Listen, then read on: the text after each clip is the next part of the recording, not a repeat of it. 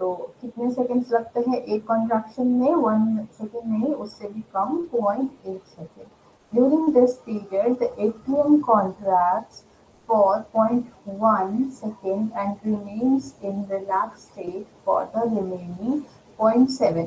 अब 0.8 में क्या हो रहा है? वो कॉन्ट्रैक्ट और रिलैक्स सब हो रहा है, जो पूरा फंक्शन है उसका, इधर कॉन्ट्रैक्ट होना, उधर रिलैक्स होना, एट्रियम एंड ventricle. एक मिनट.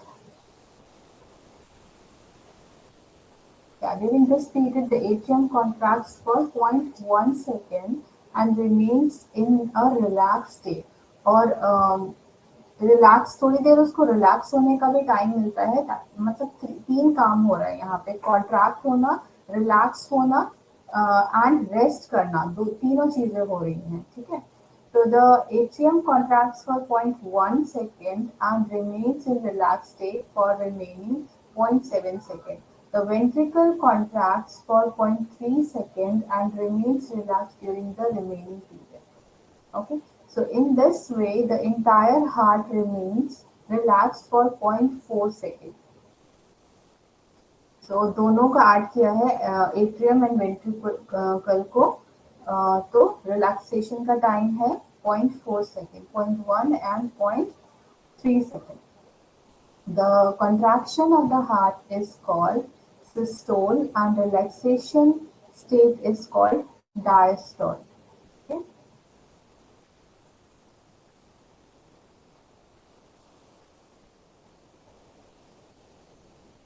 So हम 2 प्रेशर पढ़ते हैं जब भी बीपी चेक करते हैं कि हमारा सिस्टोलिक कितना है, डायस्टोलिक कितना है. तो जब कॉन्ट्रैक्शन होता है तो उस टाइम के प्रेशर को हम सिस्टोल बोलते हैं और रिलैक्सेशन के स्टेट को हम डायस्टोलिक बोलते हैं. So this is all about. इसका एक रेंज होता है, जो नॉर्मल रेंज हम सिस्टोलिक डायस्टोलिक का होता है प्रेशर का, that is 110. Oh, sorry, I'm confusing right now. That is 120 to 120 by 80. I'm confusing right now. I'll tell you in a few minutes. The central nervous system, brain and its function, nerve and its function, autonomic nervous system and its function.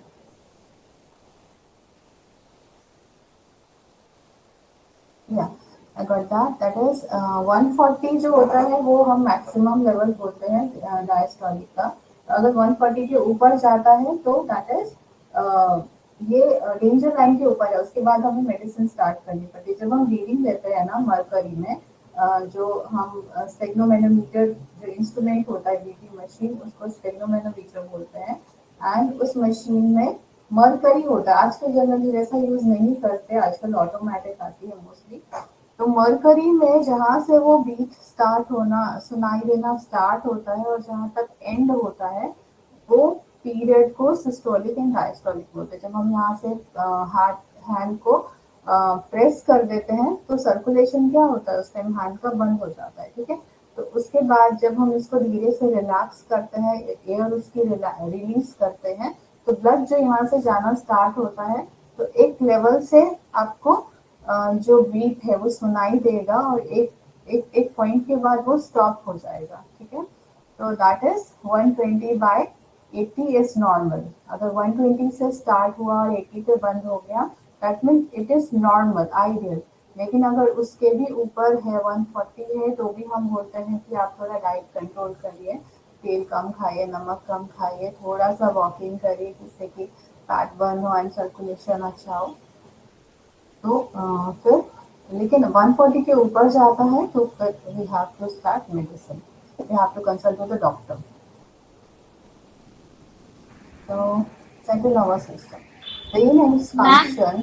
या ma'am मतलब जो 120 by 80 होता है, 120 is the systole and yes, 80 is the diastole. Diastolic pressure. Okay. And कई लोग का 60 तक भी हम नॉर्मल मानते हैं. लाइक लोअर जो प्रेशर होता है दैट इज 60. 60 तक भी जा रहा है तो उसके लिए कंसर्न होने की जरूरत नहीं है. डॉक्टर्स उसको भी नॉर्मल मानते हैं। तो 60 से नीचे जा रहे थे, 80 इज आइडियल, 80 को अच्छा मानते हैं, 60 भी होने के ओके। अगर पर्सन सब कुछ काम कर रहे हैं, अपना कोई प्रॉब्लम नहीं हो रही, दैट इज नॉर्मल, क्योंकि आजकल होता है 60 और उसको हम एवरेज मानते हैं। 60 से बिलो होना इज डेंजरस, 60 से नीचे नहीं जाना चाहिए। मैम और वो ऊपर वाला मतलब द वन विच इज 120 उसका कितना हो सकता है अगर लो 140 बीपी में? लो बीपी में तो आपका लो जाएगा। अच्छा, डायस्टोलिक का बात कर रहे हैं, तो ऊपर वाला में जनरली बहुत ऊपर वाला और नीचे वाले के बीच में एक रेंज होता है, ठीक है। ऐसा नहीं कि ऊपर वाला बहुत कम हो गया और नीचे वाला एक 60 पे है। ड्यूरेशन, जो उनका ड्यूरेशन है सर्कुलेशन जाने का, वो बहुत कम गैप नहीं होना चाहिए। अगर लो बीपी भी है तो मान लीजिए 100/60 होगा, ठीक है, उससे कम नहीं होगा। अगर उसका मान लीजिए 90/60 है, दैट इज कुछ तो गड़बड़ है, we have to consult the doctor and blood test reports करना पड़ेगा। लेकिन 100 से नीचे नहीं होना चाहिए डायस्टोलिक। ओके, तो that is the thing. Okay ma'am. आपका जब आपने रिलीज किया तो जो प्रेशर है वो 100 के पहले, 100 तक स्टार्ट हो जाना चाहिए सुनाई देने के लिए। ओके, बीट स्टार्ट हो जाना चाहिए। Like 100/60 is okay, normal, that is normal, हर किसी का हो सकता है। जो एक आइडल बॉडी में वेट मेंटेन करता है उनका भी होता है। लेकिन उससे नीचे लाइक 90/60 हो रहा है तो थोड़ा कंसर्न करना है, उसको भी सेहत पे ध्यान देना है कि कैसे बढ़ेगा, सॉल्ट इनटेक बढ़ाना है, थोड़ा एक्सरसाइज बढ़ाना है, एंड हीमोग्लोबिन चेक करना है, ये सब चीजें करनी पड़ेगी। एंड उससे भी नीचे जा रहा है, 90 से भी कम जा रहा है, तो they have to be in rest, उनको रेस्ट करना पड़ेगा। और लाइक मेडिकेशन के अंदर या फिर एक सुपरविजन के अंदर उनको रहने की जरूरत होती है इसके बाद। Okay, so the central nervous system is the part of nervous system that controls। अगर इतना कम हो रहा है दैट मीन्स उनका वॉल्यूम काफी कम हो चुका है, ब्लड वॉल्यूम, तभी इतना कम प्रेशर है। वॉल्यूम एक जैसे 5 litre is ideal, okay, blood volume होता है। तो बट ब्लड वॉल्यूम कम है या हार्ट उतना जोर से प्रेशर नहीं कर पा रहा है, पंप नहीं कर पा रहे, वीक हो रहा है, तभी इतना कम प्रेशर हो रहा है। तो इस केस में हम हार्ट ब्लड प्रेशर हमेशा चेक होता है, जब भी आप रेगुलर चेकअप के लिए जाते हैं, तो प्राइमरी कंसर्न रहता है कि ब्लड प्रेशर एंड हीमोग्लोबिन, ये दो चीजें आपका अंडर कंट्रोल होना चाहिए, ठीक है। Ma'am low so is what are the causes of low BP, मतलब व्हाई लो बीपी क्यों होता है लो बीपी? बहुत सारे कॉजेज हैं, लाइक कई बार लीकेज होता है, लाइक फिजियोलॉजी में है, काफी वीक है, तो फिर वो डॉक्टर को दिखाना होता है, लीकेज होता है कहीं पे, तो उसकी वजह से हो सकता है। या हार्ट पंप नहीं कर पा रहा है प्रॉपरली, या स्ट्रेंथ नहीं है, लाइक प्रोटीन डिफिशियंसी के केस में भी हो सकता है, हार्ट में स्ट्रेंथ नहीं है जो अच्छे से पंप करे, तो उतना प्रेशर बना नहीं पा रहा है, ठीक है, तो उस केस में भी हो सकता है। हाइपोथायराइड के भी केस में होता है। जब हाइपोथायराइड होता है, जब आपका T3 T4 कम हो रहा है या T4 को से भी कम हो रहा है, तो उस केस में भी लो बीपी हो जाता है, लोगों को ठंड लगती है, ब्लड उतना अच्छे से प्रेशर, हार्ट काम नहीं कर पा रहा है, उतना पंप नहीं कर पा रहा है, जिसकी जिसकी वजह से पूरे एंड्स ऑफ द बॉडी जा रहा है। लाइक आपको हाइपोथायराइड में क्या क्या सिम्टम्स होते हैं कि आपके ends of the body, like यहाँ यहाँ जो एंड्स हैं बॉडी एंड्स, टोज में, कई बार पैरों में झिंझनी होना, हाथ में यहाँ फील कम होना, जैसे टिकलिंग इफेक्ट होना, ये सब चीजें आती है क्योंकि प्रेशर कम है, ब्लड प्रेशर लो हो रहा है, सॉरी, तो उसकी वजह से होता है। तो that means supply is not good. अगर प्रेशर प्रॉपरली नहीं हो रहा है, आपका यहाँ पे अच्छे से काम नहीं कर रहा है, तो that means it is a problem, आगे चल के कुछ ना कुछ प्रॉब्लम होगा आर्टरीज में या हार्ट में, मसल में प्रॉब्लम होगा। क्योंकि हाइपोथायराइडिज्म अगर बहुत सीवियर है, बहुत खराब है, तो अल्टीमेटली उसको हार्ट को इम्पैक्ट होता है।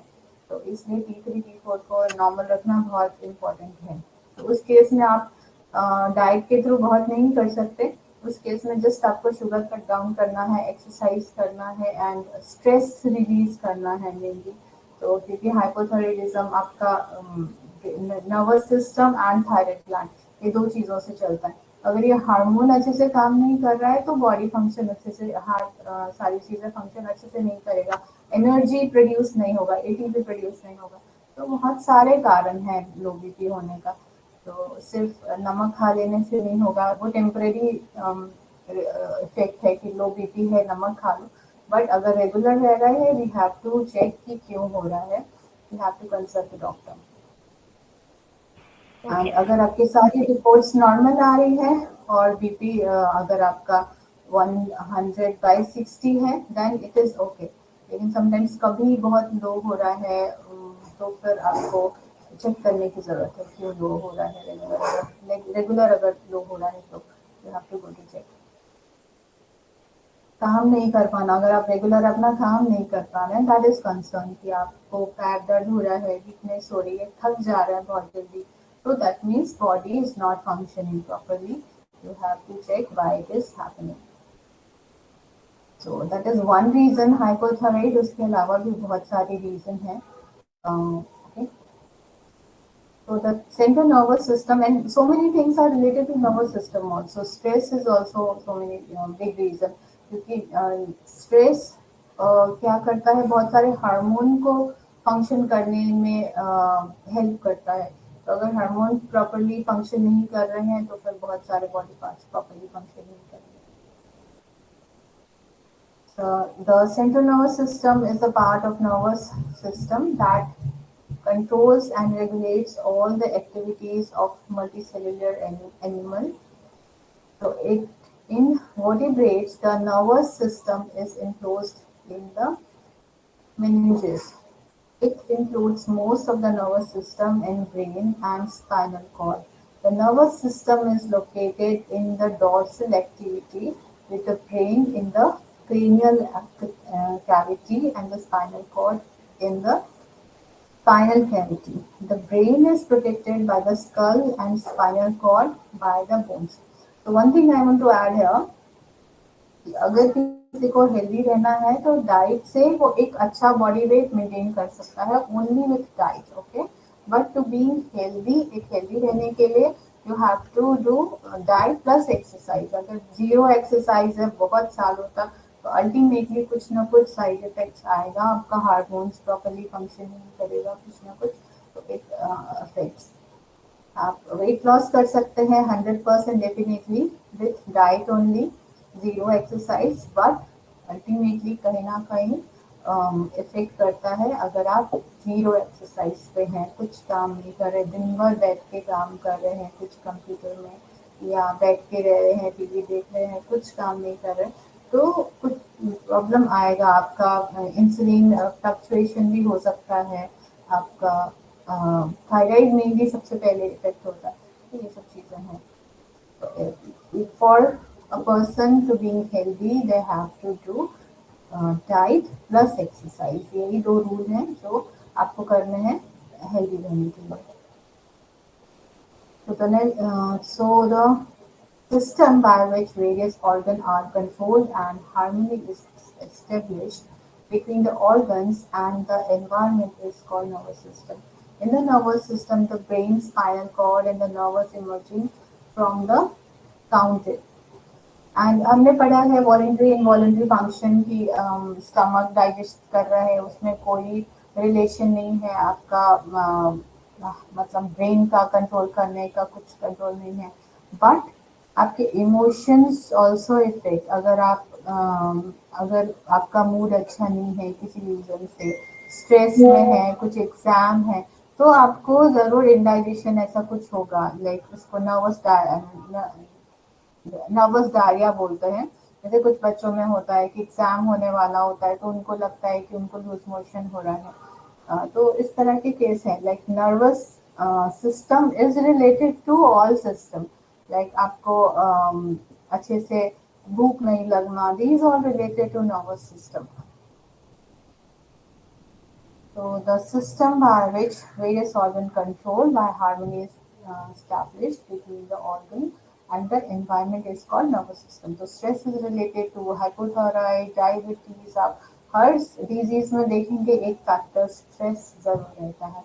इसको रिलीज करने के लिए everybody have to do stress or you have to do exercise और कुछ sport they have to do। In the nervous system, the brain, spinal cord, and the nervous emerging from them are counted. Nerve cell is a structural and functional unit for the nervous system. The nerve cell and its supporting cell together perform the functions of the nervous system. Through this, the creature gets information about the changes taking place in the environment and nervous system. कुछ भी हो रहा है तो हम किसकी help से समझ पाते हैं जो सामने हो रहा है, नर्वस सिस्टम। अगर कुछ सामने में हमें कुछ किसी ने मिल्क दिया ग्लास में तो हम टच करते हैं, उसको फील करते हैं, अच्छा ये गर्म है तो मुझे अभी नहीं पीना है, ज़्यादा गर्म है, मुंह जल जाएगा। तो ये सब चीज़ें कौन बताता है? आईज से हम कुछ देखते हैं सामने से, कोई मान लीजिए कोई गोली चल रही है कहीं पे तो हम वहाँ से हट जाएंगे कि अच्छा ये डेंजरस केस है, आई की हेल्प से हमें समझ में आएगा। या कोई टच किया तो लग रहा है कि अच्छा ये कुछ हार्मफुल है तो हम बच जाएंगे। तो ये सब चीज़ें ऑल रिलेटेड इंफॉर्मेशन हमें जो मिलती है सराउंडिंग की, वो नर्वस सिस्टम से मिलती है।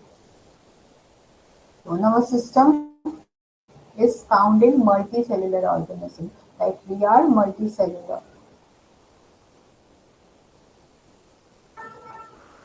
और एग्जाम्पल अगर मल्टी सेलुलर का बताऊं नर्वस सिस्टम जिनमें है तो that is hydra and cockroach, इनके पास भी नर्वस सिस्टम है।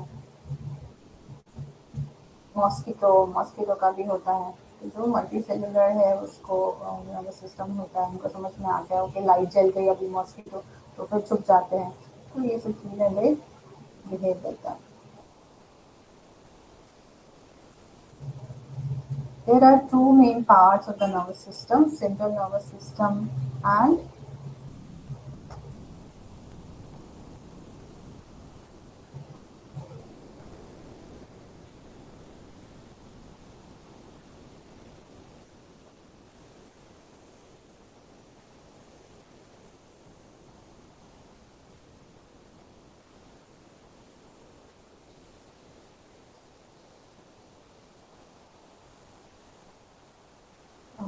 second should be I think spinal cord. It is कुछ misprint है यहाँ पे, brain, spinal cord, peripheral nervous system. That is all part of nervous system only. So the brain and spinal cord are called the central nervous system. Both of the तो दो part है पूरी body में, एक यहाँ तो जो school में है दैट इज ब्रेन और एक स्पाइनल कॉर्ड। अगर हम नर्वस सिस्टम का स्ट्रक्चर देखें तो आपको एक ब्रेन दिखेगा और उसके पीछे से ऐसे लंबा सा स्पाइनल कॉर्ड जैसा स्ट्रक्चर दिखेगा, टेल जैसा लंबा सा, ठीक है। तो यहाँ से स्टार्ट होगा और हमारे बैक तक वो स्टार्ट होता है, कंटिन्यू होता है। तो ये जो हम स्पाइन बोलते हैं, रीढ़ की हड्डी जो बोलते हैं, उसके अंदर थ्रेड लाइक स्ट्रक्चर कॉर्ड्स होते हैं, ठीक, कॉर्ड्स में थ्रेड। तो वो काफी प्रोटेक्टेड होते हैं बोन से, ओके। तो अगर आप देखते होंगे किसी को कई बार बहुत सीवियर पेन होता है बैक में कहीं पे, तो कई बार तो बोन का इश्यू होता है, वो टच हो रही होती है, काफी सारे जॉइंट्स है बोन में पीछे स्पाइनल स्पाइन में, ओके। तो टच होती हैं तो वो एक दूसरे को कंप्रेस करती हैं तो दर्द होता है। एक और रीजन होता है काफी सीवियर पेन समटाइम्स होता है जब सर्जरी करानी पड़ती है इस केस में, कि अगर बोन जो एक के ऊपर ऐसे बोन्स हैं वो अगर थोड़े इधर उधर हो रहे हैं, कंप्रेस हो रहे हैं कहीं से और कॉर्ड में टच हो रहे हैं, जरा सा भी अगर कॉर्ड कंप्रेस हो रहा है तो एकदम सीवियर पेन होता है। उस केस में पेशेंट बेड रिडन होता है, उसको हिलने डुलने के लिए भी मना कर दिया जाता है, सर्जरी करने पड़ते हैं। तो जो स्पाइन है वो प्रोटेक्ट करता है, एक समझ लीजिए हॉलो बोन है, joints of hollow bones, and उसके अंदर कॉर्ड रहता है। So both of these, brain and spinal cord, are called the central nervous system. Both of these are located in the central part of the body. Those centers are also located in them. Center है ना, जो brain है वो center में है, कहीं side में नहीं है। And जो spine है, spinal cord है, वो भी body के center में है, ठीक है, left right के center में। From where impulse go to the operation and movement of different part of the body, and they are also impulse centers to which impulses keep reaching from the internal organ and other part of the body also. The second part is called the peripheral nervous system. it has only a group of nerves which emerge from the spinal cord and extend to the organs on both sides of the body. ठीक है, ऐसा chords है और उससे पूरी body में nerves निकले हुए हैं, पूरा इधर में नर्व्स निकले हैं। अगर हम पूरा बॉडी में स्ट्रक्चर में सिर्फ नर्वस सिस्टम देखें तो ऐसा ब्रेन रहेगा और उसके स्पाइनल कॉर्ड रहेगा और उससे पूरी नर्व्स निकली हुई दिखेंगी। ठीक है, अगर हम उसमें से सारी आर्टरीज एंड सब कुछ ऑर्गन हटा दें तो सिर्फ हमें एक जाल जैसा पूरे बॉडी में ऐसा कवर किया हुआ एंड तक गया हुआ नर्व्स मिलेंगी। जब कोई यहाँ पे ऐसे टच कर रहा है तो वो नर्व को फील हो रहा है and it passes to spinal cord and उसके बाद ब्रेन में गया, मैसेज मिला, अच्छा ऐसा हो रहा है, ये मुझे चुभ रहा है, कहीं कुछ शार्प चीज टच कर दिया यहाँ पे तो ये बोलेगा मुझे चुभ रहा है and it passes to brain, उसके बाद ब्रेन गिव्स मैसेज अच्छा हटा लो, तो फिर वो वापस मैसेज जाएगा, ये हट जाएगा। एंड ये काफी फास्ट होता है जो हमें समझ में नहीं आता, अच्छा ये मैसेज कहाँ से आया है और हम फिर कर रहे हैं। So the brain spinal cord are called central nervous system. Both are located in the central part of the body. And the second part is called the peripheral nervous system. Okay, it has only a group of nerves which emerge from the spinal cord and extend to the organ on both sides of the body. ठीक है, brain है, spinal cord है और second part हो गया उससे निकली हुई नर्व्स, स्पाइनल कॉर्ड से निकली हुई पूरी बॉडी में nerves. The third is the autonomic nervous system, which is located in the form of long chain of ganglions on both sides of the spinal cord.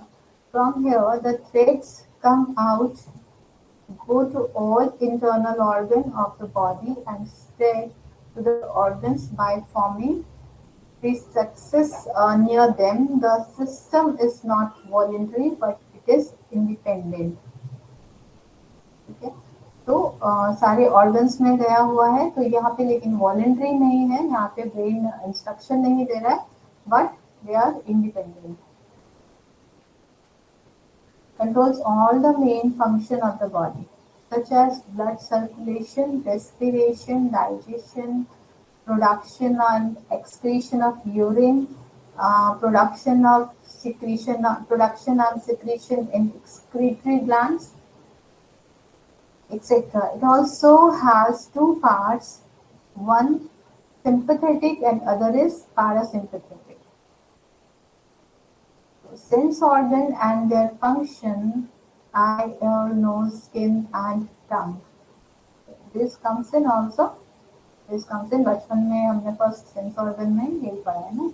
So sense organ are those organ of human being which detect seeing, hearing, feeling, taste, temperature, color, etc. है ना, इनकी help से हमें ये सब चीजें समझ में आती हैं। फीलिंग में कौन काम कर रहा है? Skin. So there are 5 types of sense organ in the human body: skin, eyes, ear, nose, and tongue. Skin works to feel, eye to see, ear to hear, nose to detect smell, and tongue to taste. इनसे हमें समझ में आता है अच्छा ये चीज खानी है कि नहीं खानी है, पहले ही स्मेल अगर खराब आ रही है तो we will not eat. The organ that detect changes in the environment are called sense organ. Eye, ear, nose, tongue, and skin are the main sense organ. Eye is related to vision. The aroma of an object can be determined by smelling it through the nose. Information about the taste of food it obtained from the taste buds present on the tongue. अभी smell आ जाएगी तो feel में समझ में आता है मीठा होगा या कैसा होगा, तो हम फिर अगर पसंद है तो we can eat. So, skin is the outer covering of the body and it is the largest organ of the body, and which is also called epidermis. सबसे body का सबसे outer part is skin and that is called epidermis. It is the largest organ of the musculoskeletal system and is formed by several layers of epithelial tissue and protects the underlying muscle, bone, ligament and other internal organs. Since it comes in direct contact with the environment, the skin plays a very important role in protecting the body against pathogens. Its other function include insulation, like protect तो कर ही रहा है अंदर internal body में कुछ भी infectious चीज जाने से, साथ में क्या कर रहा है, इंसुलेशन का काम कर रहा है। बॉडी में अगर फैट लेयर है अच्छी खासी तो ज़्यादा इंसुलेशन होगा, बाहर की गर्मी अंदर इतनी ज़्यादा फील नहीं होगी, है ना, बाहर की ठंड जल्दी फील नहीं होगी। अगर फैट लेयर बहुत ही कम है तो इंसुलेशन कम होगा। ठीक है, तो बाहर का टेम्परेचर अगर एकदम कोई स्किनी है तो उसको जल्दी ठंडी भी लगेगी, जल्दी गर्मी भी लगेगी। Temperature regulation, sensation, synthesis of vitamin D and preservation of vitamin D folate. So, badly damaged skin tries to heal by forming scar tissue. It is often colorless. That means only colorless. The color of skin is in human varies according to species and skin type and range of dry to oily. These are types of skin. The dog's nostril found in vertebrates. Through this air enters the body, which is used in respiration. The aroma of an object can be determined by smelling it through the nose. Category organs: human heart and neck, respiratory system, faces. Category olfactory system, sense organ. So, nose plays olfactory system. So, tongue. The tongue is a muscle at the floor of the mouth that makes it easier to chew and swallow food. It is the main organ for experiencing taste because the tongue is primary organ for experiencing taste, right? The upper surface of the tongue is covered with papillae and taste buds. तो टंग में different places होते हैं, different taste buds होते हैं according to place. The second function of the tongue is to control tone. It is sensitive and kept moist by saliva, and it is also contain many nerves and blood vessels to help it move, है ना। अगर nerves नहीं होगा तो control कैसे होगा ऊपर नीचे करने में उसको। Apart from all these, the tongue is also natural means of cleaning teeth. तो एनिमल्स क्या करते हैं, अपनी टंग जब भी खाते हैं उसके बाद आप नोटिस करेंगे तो वो टंग से अपना माउथ को क्लीन करते हैं। एंड पहले ज़माने में शायद ह्यूमंस भी वैसे ही करते होंगे, तो प्रोबेबली उस टाइम टंग थोड़ी रफ हुआ करती होगी ताकि वो इजीली वो क्लीन कर सकें, क्योंकि जो आज भी क्लीन करते हैं टंग से उनको नोटिस करिए उनकी टंग थोड़ी सी रफ होती है। So I close up of the human eye. This schematic diagram of the human eye. The eye is the organ of living beings that's sensitive to light. It detects light and converts into electrochemical sensation through nerve cell. Okay? अचानक से एक हम test करते हैं आई का functioning है कि नहीं, पीपल फंक्शन है कि नहीं। अब अगर आप किसी को आप टॉर्च लगाइए, एलईडी टॉर्च मत लगाइए, नॉर्मल बल्ब टॉर्च लगाइए, ठीक है, एलईडी में हाँ, तो आप देखेंगे जो पेपिल होता है वो थोड़ा सा फैलेगा, ऐसा पिपिल थोड़ा सा फैल जाएगा, ठीक है। और अगर आप उसको एक अंधेरे में रखेंगे तो वो छोटा रहता है। तो आप अचानक से आप देखिए, नोटिस करिए आईज को खोल के किसी का, एंड उसके बाद वहाँ पे टॉर्च मारिए तो ये डायलेट होता है, फैलता है। इससे समझ में आता है आई फंक्शनिंग है। जैसे कोई अगर बेहोश है लेकिन उसका नर्वस सिस्टम ठीक है तो फिर हम टॉर्च से चेक करते हैं कि अच्छा ये काम कर रहा है, इसका नर्वस सिस्टम ठीक है। जो लोग कॉमा में होते हैं जिनका ब्रेन काम नहीं कर रहा होता 70% ऐसा, तो फिर उनका ये रिफ्लेक्स नहीं होता है, ट्रिपल रिफ्लेक्स उनमें नहीं होता है। तो न्यूरो पेशेंट जो होते हैं नर्वस रिलेटेड, तो उस केस में जो डेली राउंड्स में डॉक्टर चेक की उनका ट्रिपल रिफ्लेक्स है। अगर रिफ्लेक्स है तो फिर वो चेक रहता है कि it is functioning. The eye of higher animal are like a complex optical system that collects light from the surrounding environment, controls the intensity of light entering the eye through the diaphragm, focuses this light at the right place with the help of lenses. तो lens होता है, उसकी उससे हम देखते हैं कोई चीज़ को, उसका पिक्चर बनता है।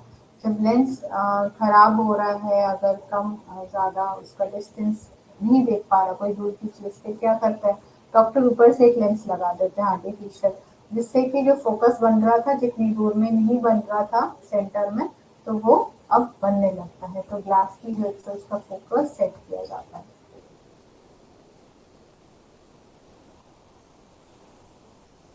तो अगर लेंसेज यूज कर रहे हैं, चश्मा एक बार यूज कर रहे हैं, वो फोकस सेट हो गया, तो फिर आई जो है वो फिर एफर्ट नहीं डालता आपको फोकस सेट करने के।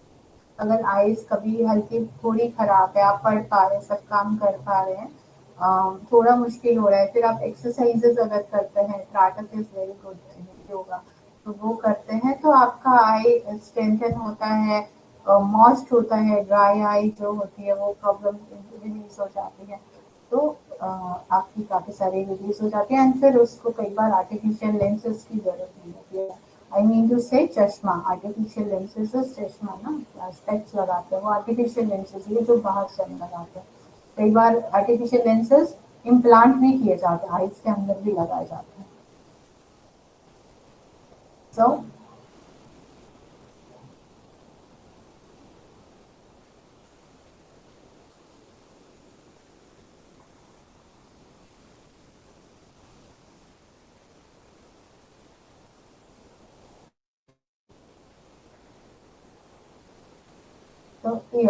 the ear is main part of hearing system in humans and other mammals in vertebrates from fish to human.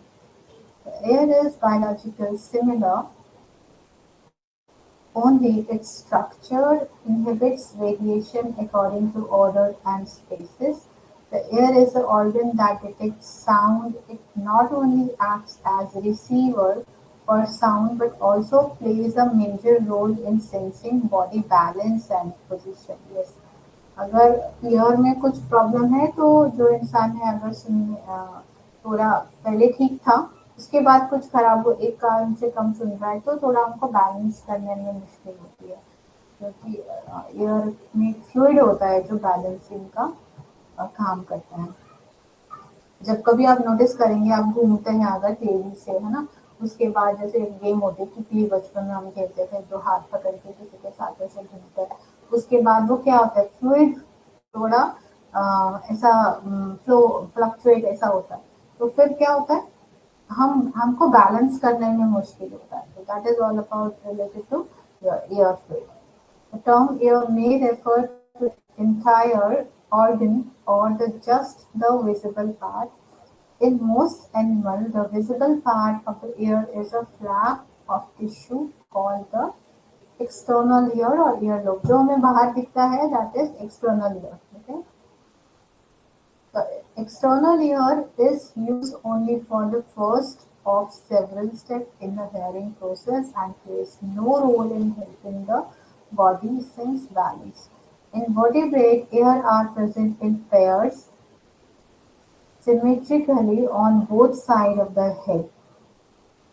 This arrangement is helpful in determining the position of sound sources.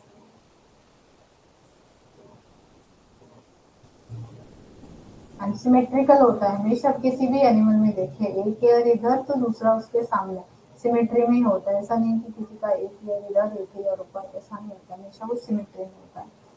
मतलब equal area अगर उसको half किया जाए तो एकदम same same distance पे होगा। सो endocrine organs क्या है, that these are very important. इनकी वजह से ही बहुत सारी बीमारियां भी होती हैं, ठीक है, नहीं काम करने से। तो endocrine glands are what? Pituitary gland, thyroid gland, thymus gland, pancreas, adrenal gland, and gonads. Okay.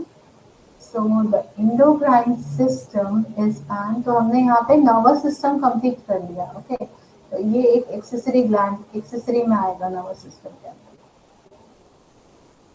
तो endocrine system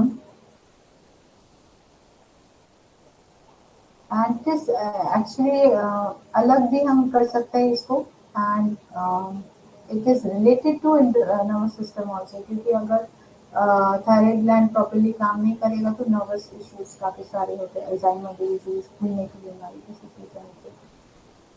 so endocrine glands are pituitary gland, thyroid gland, thymus gland, pancreas, adrenal gland, and gonads. Okay, they are all six. Endocrine system is an integrated system of small organs that secrete extracellular signaling molecules, hormones. Okay, they release mainly hormones.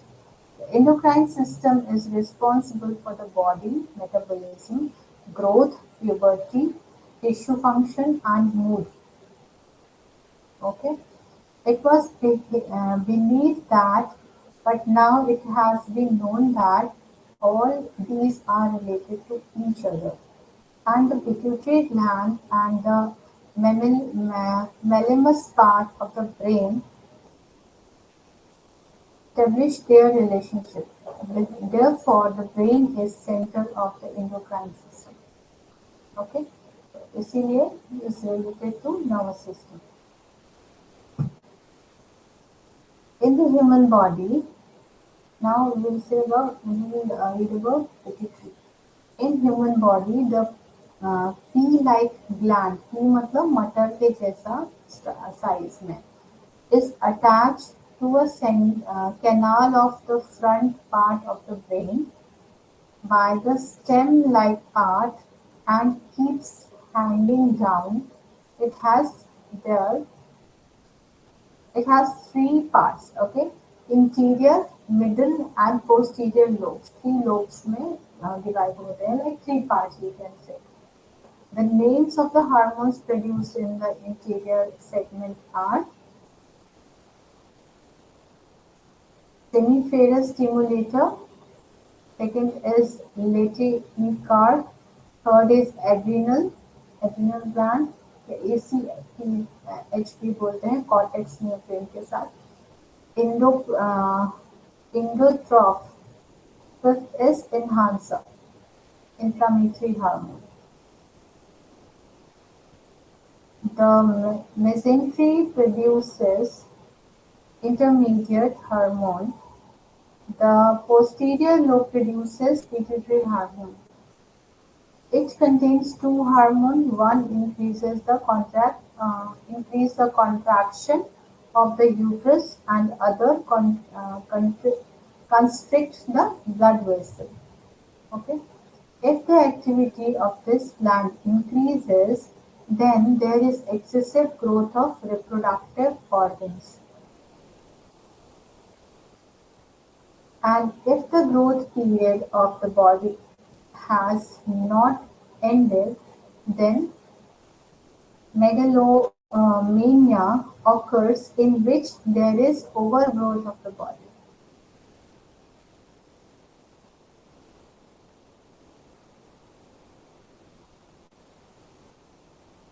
So, but if the growth period is over, the result of excessive activity of the pituitary gland is a condition called acromegaly, in which there is a swelling in mouth, fingers, throat, etc. This is a disease condition. Cushing's disease. Cushing's disease arises from the tumor of the interior lobe. Dysfunction of the pituitary gland result in condition like sexual inability, infantilism, excess fat in the body, and excessive urination, due to severe decline in the function of anterior segment.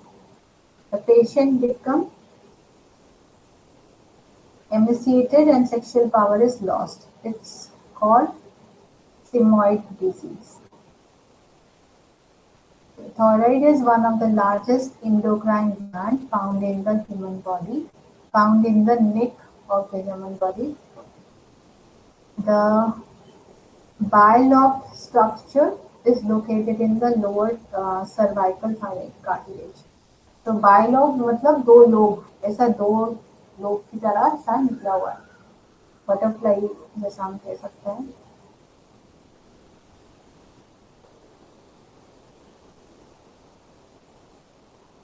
The approximately the same level as the cricoid cartilage below the larynx. It secretes hormone called thyroxine. Okay, T4 बोलते हैं. हाँ, triiodothyroxine T3. The thyrocalcitonin, which controls body energy loss, protein production and sensitivity to other hormones. तो इसी की वजह से जो body energy loss, कितना एनर्जी लॉस कर रहे हैं, मतलब रिलीज कर रहे हैं, वो कम हो जाता है. इसकी वजह से भी क्या होता है, बीएमआर कम हो जाता है, वेट गेन होना स्टार्ट हो जाता है. These hormones also affect the rate of metabolism and growth of function of many other bodily systems. The hormone calcitonin plays an important role in calcium hemostasis. ये भी देखिए रिलेटेड है. जब भी हाइपोथायराइड होता है तो फिर कैल्शियम डिफिशियंसी रहती है, ऑस्टियोपोरोसिस हो जाता है वैसे patients. Iodine is an essential component of both T3 and T4. Iodine deficiency से भी हाइपोथायराइड होता है, और जब हाइपरथायराइड होता है उस केस में आयोडीन रिस्ट्रिक्ट करते हैं उस टाइप में. ठीक है.